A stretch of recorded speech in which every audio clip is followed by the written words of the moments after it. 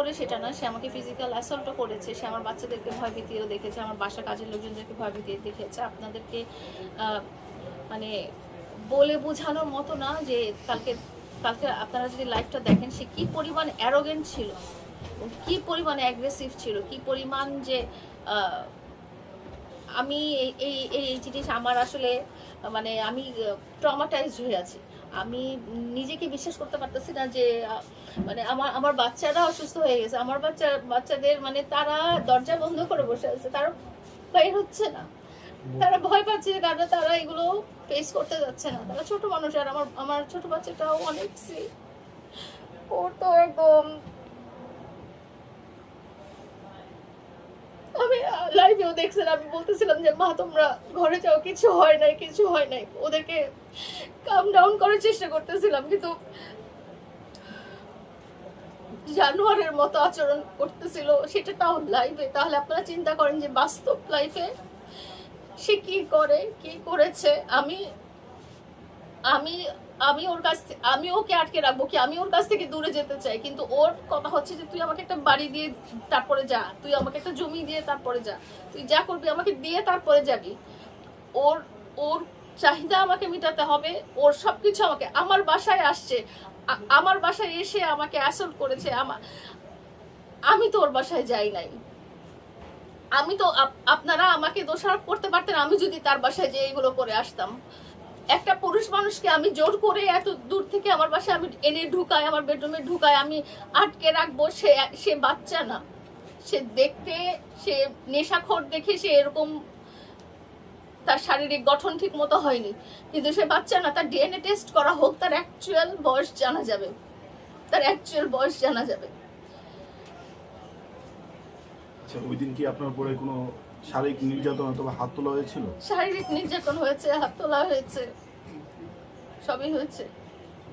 আমরা দেখলাম যে গতকাল আপনি একটা বাটারা থানায় একটি মামলা আমি ক্যান্টনমেন্ট থানায় এই বিষয়ে আমার পরিবার থেকে যেহেতু বলেছে যে আমার বাসার ভিতরে এসে এগুলো করে গেছে, তো অবশ্যই আমার একটা সিকিউরিটি প্রিকশন নেওয়া দরকার, অবশ্যই আমার জিডি করা দরকার। আমি ক্যান্টনমেন্ট থানায় আমি জিডি করতে দিয়েছি। কি কি অভিযোগে অভিযুক্ত করেছে? ওই যেটাই, যে আমার বাসায় ঢুকে অনধিকার প্রবেশ করে আমাকে ফিজিক্যাল অ্যাসল্ট করেছে, আমাকে সে বলেছে যে তোমার, আপনারা তো জানেন যে আমরা তো একসাথে থাকতাম, আমার অনেক রকম ছবি ভিডিও আছে। সে বলেছে আমি এইগুলো সামাজিক যোগাযোগ মাধ্যমে ছড়িয়ে দেব, এগুলো আমি পাবলিশ করে দেব। এগুলোর চেয়ে বড় কথা হচ্ছে যে আমি তো আমার জানের ভয় করতেছি এখন। সে আমার বাসার ভিতরে ঢুকে আমাকে, হ্যাঁ, অনধিকার প্রবেশ, মানে আমাকে বলে আসেনি। ও আপনারা তো ওর যদি মোবাইল ট্র্যাক করেন, আপনারা যদি এলাকার সিসিটিভি ফুটেজ ট্র্যাক করেন, আপনারা দেখবেন নিজেই ঢুকেছে, কেউ ওকে নিয়ে আসেনি। আমার ফোন আমি কালকে দেখেছিলাম, ডিজিটাল খবরকে দেখেছিলাম আমার ফোনে, যে আমি খালি বলেছি যে তুমি জুম্মার নামাজটা পড়ে তুমি গাঁজা খাচ্ছ। নামাজ পড়ে সে মসজিদ থেকেও বের হয় না, মসজিদের সামনে তার গাড়িতে বসে সে গাঁজা খাচ্ছে, মদ খাচ্ছে। সেইটার সময় সে আমাকে একটা ভিডিও কল দিয়েছে। আমি শুধু বলেছি যে তুমি জুম্মার নামাজ পড়ে তুমি মদ খাচ্ছ, গাঁজা খাচ্ছ, তোমার আর এর চেয়ে খারাপ আর কি হতে পারে। তো আসলে সোশ্যাল মিডিয়াতে যেটা দেখানো হয় রিয়েল লাইফটা ওরকম না, রিয়েল লাইফটা ডিফারেন্ট। রিয়েল লাইফে ও মানুষের কাতারে পড়ে না। আপনারা যদি বলেন যে তুই মামলা করেছিস কেন, দুটা মামলা হয়েছে আপনারা জানেন। একটা অ্যাটেম্প টু মার্ডার, যেটা লাইভ ছিল, যেটা সাক্ষী ছাড়া দুনিয়াবাসী ছিল। আরেকটা ছিল যে সে আমার সাথে সম্পর্কে ডিনায়াল ব্যাপারটা, নারী শিশু মামলা। সেটা আপনারা দেখেছেন যে 4টা বছর আমার সাথে একসাথে থাকার পর 4 বছর পরে সে বাড়ি চেয়েছে, বাড়ি দেয়নি দেখে সে তখন বলেছে যে আমরা ম্যারিড না, আমরা সিঙ্গেল, আমাদের সাথে কোনো সম্পর্ক নাই, এই ধরনের। এছাড়া তো আরো অনেক অপরাধ করেছে সে, অনেক রকম। সে আমার টাকা পয়সা হাতিয়ে নিয়েছে, সে আমার সাথে প্রতারণা করেছে, সে আমার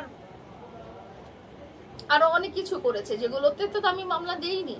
একটা মানুষের জন্য মামলা কখন হয়? যখন সে অপরাধ করে, তখনই তো মামলাটা হয়। সে যদি এতই নির্দোষ হতো, তাহলে আপনারা যে এতগুলো আমার কাছে যে ছবিগুলো পাঠানো হয়েছে, ওর কিছু ছবি পাঠানো হয়েছে, সে যদি এতই ভালো মানুষ হতো, এতগুলো মানুষের সাথে ও কি করছে, এইসব নোংরামি করছে, তারপরেও কি দোষটা আমার?